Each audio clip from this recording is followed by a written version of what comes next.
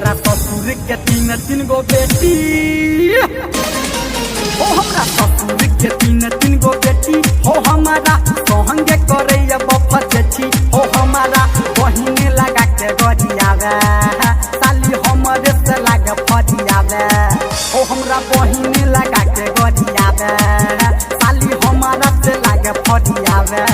हो हमरा ससुर के तीन गो बेटी हो हमारा सोहंगे करैया बफजेठी हो हमारा बहिने लगा के गरियावे साली हमरे से लागे फरियावे हमरा बहिने लगा के गरियावे साली हमरे से लागे फरियावे डीजे बेबू राज सोहत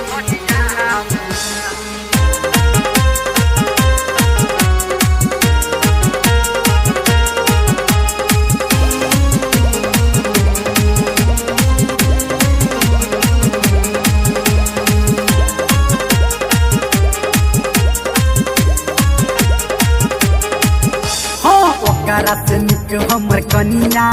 छै भोली हो मीठ मीठ बात ही छै उ त बोली हो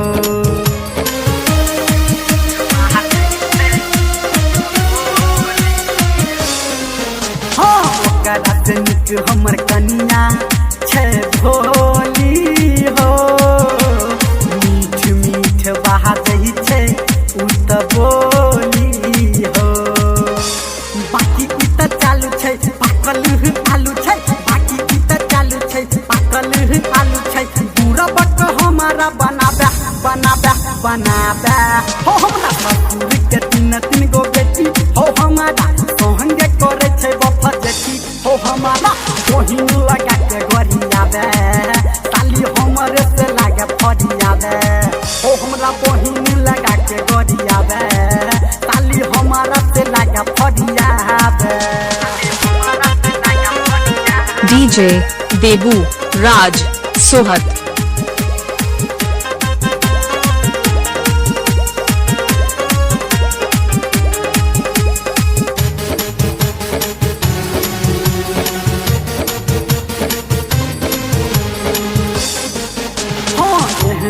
साली जब सबके भेट जेतई हो पेट भरी जेतई ओकरा गाली खेतई हो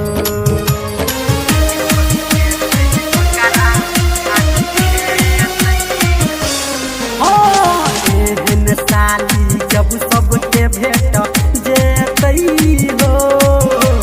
पेट भरी जेतई ओकरा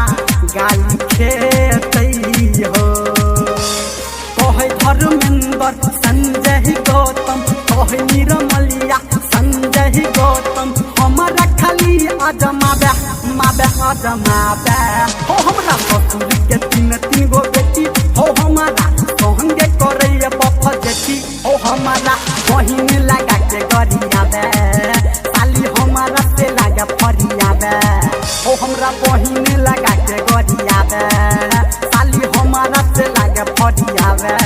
हो हमरा ससुर के तीन गो बेटी हो हमारा सोहंगे करैया बफजेठी हो हमारा बहिन लगा के गरियावे